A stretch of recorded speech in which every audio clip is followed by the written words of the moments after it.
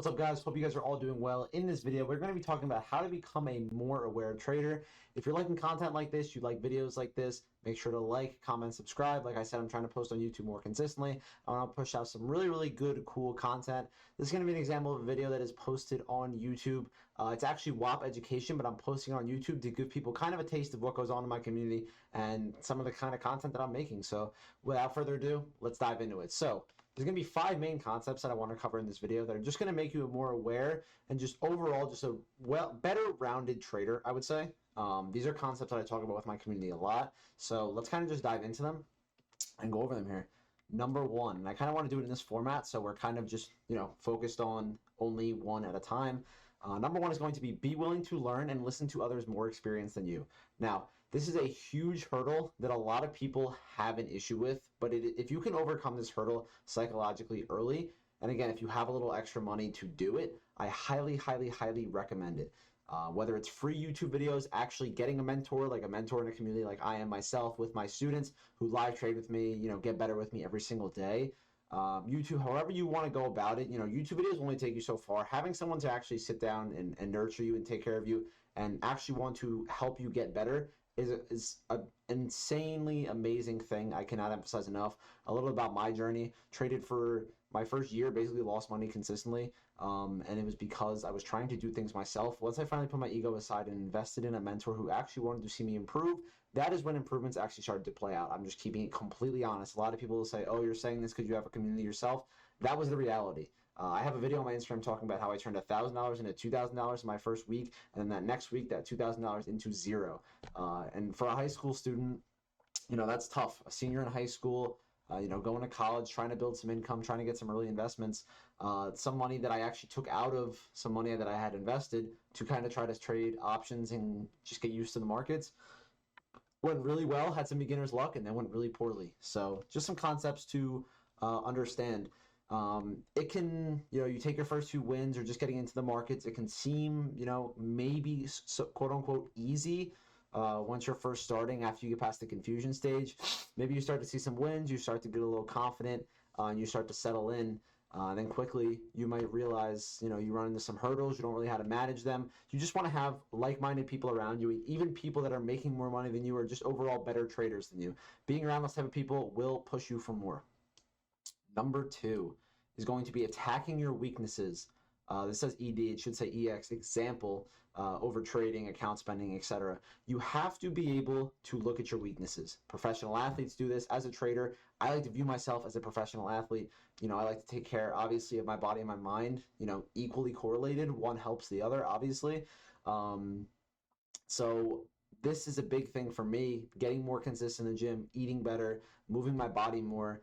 It's a weakness of mine that not that I haven't done it, but I've just struggled to do it consistently and really maintain those two in a great relationship. It's one of my main goals for 2026 that I've already seen vast improvements, and I'm looking to continue to do this. We can talk about this in general in life, but also here, obviously, in trading, which is what we're here for. An example would be over trading. If you're struggling taking 8, 9, 10, 12 trades a day, trying to get scalpy, as I say, trying to take scalps, and it's just not working out for you, if that's something you're struggling with, you need to be able to put parameters on yourself. And I'll sit down with students, we'll do one-on-one calls, stuff like that, and we'll talk about, hey, max 2 to 3 trades a day, 5, 6 confluences. This is what your A+ setup seems like. This is what your A setup seems like. These are the setups you want to focus on taking, quality over quantity. Account spending, right? Setting up a Notion budgeting plan, which I also help a lot of my students do. Budgeting how much they're spending on expenses overall, particularly trading expenses. If you're trading prop firms, how much you're spending on evaluation accounts, whatever other money that you use, entertainment, whatever purpose you're using it for. If spending money is a weakness of yours, or it's just something you're trying to get a better eye and understanding, look at your spending habits. This is something that I do. Every month I see a category, if it spikes a little, it's one of my goals for that next month to bring that back down. Now, there are some months that I spend more on evaluations than others, but of course that depends on your positioning. If you're stacking payouts, if I get 2 or 3 payouts, I might be more inclined to buy a few more evaluations and continue to stack and roll capital over, etc. So number 2 would be attacking weaknesses. You have to understand your weaknesses. Honestly, I should say understand and attack weaknesses. Understand them and then attack them and go at those weaknesses and turn those, towards strengths or some, just neutralities.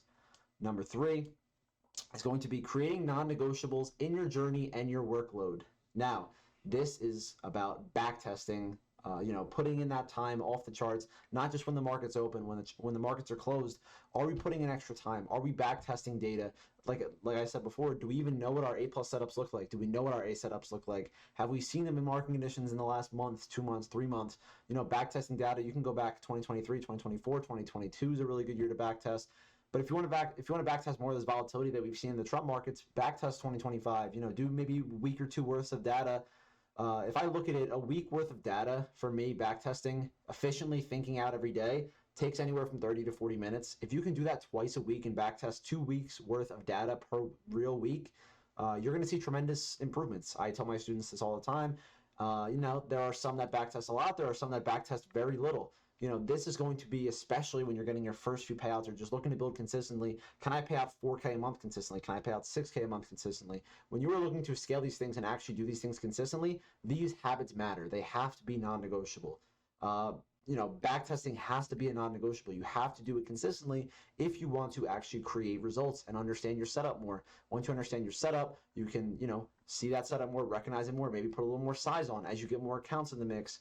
Get a copy trader. You know what I'm saying? These are all things that can happen, but if you're skipping A, B, and C, it's going to be very, very hard to get to F, G, H, and whatever, X, Y, Z. It's going to be harder to get down the line. If you are shortcutting yourself early, it is going to show as you get farther in your journey, and it may even take longer for you to become profitable. It probably will become, definitely take longer for you to become profitable. So just keep that in mind. Managing your workload, obviously, is having a routine, right? Scheduling these things, scheduling the times that you're going to be free to backtest this week, etc. Very, very important. I highly recommend doing it. On to number 4, pairing confluences and knowing your setups. Now, this one wraps really, really close with number 3. Some of the concepts I was just talking about. If you do not know the defined setups that you take, you have an issue. You really do. I mean, there's no other way to say it. I also, my mentor, some of my mentors, and honestly myself, refer to it as your playbook. And you'll hear this very commonly in the trading space. What is your trading playbook? Now, I trade EMA plus VWAP driven reversals. Bounces off the VWAP, rejections off the VWAP. I trade EMA continuations very commonly on gold. Love taking EMA continuations. We get our cross, we get my confluences, pull back into a specific area, and look to long swords opposing draw and liquidity, right? I have 3 to 4 main trades that I know that I take. That is my A+ setups, and then I have some smaller scalp ones that are honestly A setups, but I know how to size them. I know how they have to be sized. If I know the specific setup is only 1 RR, I shouldn't be sizing up more than opposed to my 3 RR setups, right? And maybe depending on the trader, that answer would vary, but knowing your win rates based on some setups you take in your playbooks, etc., you should collect data. I love collecting data because it helps you, like number 2 says, know where to attack your weaknesses.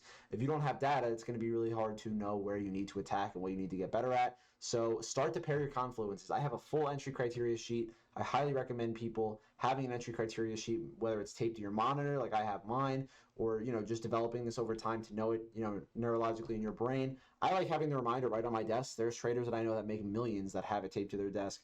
There should be no shame in it. It's not corny, right? It's just one of those things. If it helps you, every person's brain functions different in general. So every trader obviously is going to function a little bit different. You need to find what works for you. You will not find what works for you until you do trial and error. 5 confluences at an A setup for me might not make sense to you, which is why you have to switch things around. You have to mold things, and you have to backtest. You have to gather your data so you actually know what is going to work for you in your journey.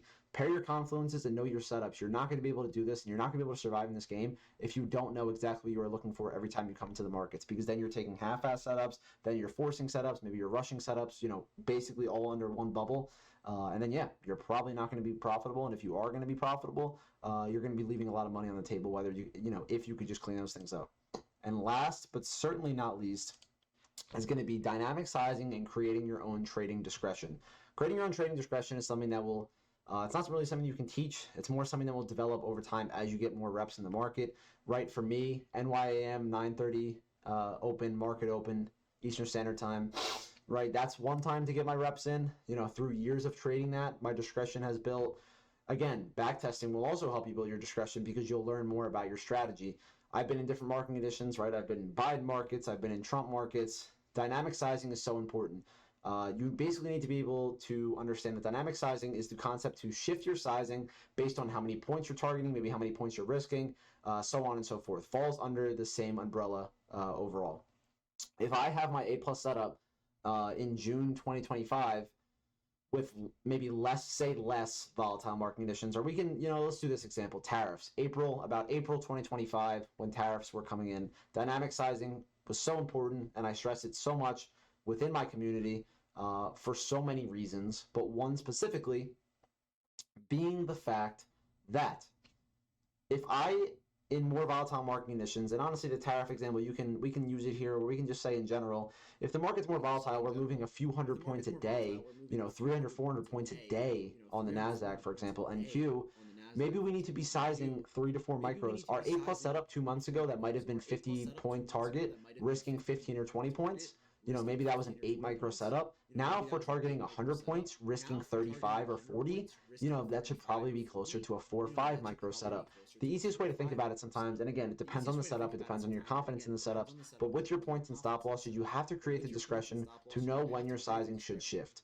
Again, this is going to be a concept learned through trial and error. You'll hear me say this time and time and again, because in all honesty, trading is a trial and error game. You have to try things, see what works, and you have to move them around. A lot of the most successful traders will tell you, 7, 8, 10 years of experience, that how they got here was just failing and tweaking things every single time they failed, just making a little tweak, and before you know it, you make 500 tweaks and you're an amazing trader, you're consistently profitable, maybe you're making 5-6 figures a month, right? All these things are completely possible. I will get to those levels, you will get to those levels, right? Whatever we desire, we will get there, but we have to take it seriously. We have to treat our trading like a business. If you can create that discretion and you can be dynamic with your sizing and be able to shift based on market conditions, the VIX is a great tool to help you to do that as well. If you can do these things, you are going to be a great trader. If you compare all 5 of these together, be a little more aware of them, right? Set daily goals, set weekly goals. Which one of these do I want to focus this day or week? Attack them, right? Get after them. Honestly, all 5 of these are probably relatively weaknesses unless you are already a complete, profitable trader. But these are 5 pillars that are going to hold up your foundation as a trader. I hope you guys enjoyed this video. I really hope this was helpful for you. Like I said before, to start the video, now that the video is actually over, if you like what you saw here, please leave comments, give me feedback, like, subscribe. I'm going to continue to post on YouTube, continue to scale our YouTube, so I really appreciate you guys, all the love, so many more amazing things to come. This is just the beginning of my journey on YouTube, so yeah, much love, guys. God bless. Hope you guys enjoyed. Peace.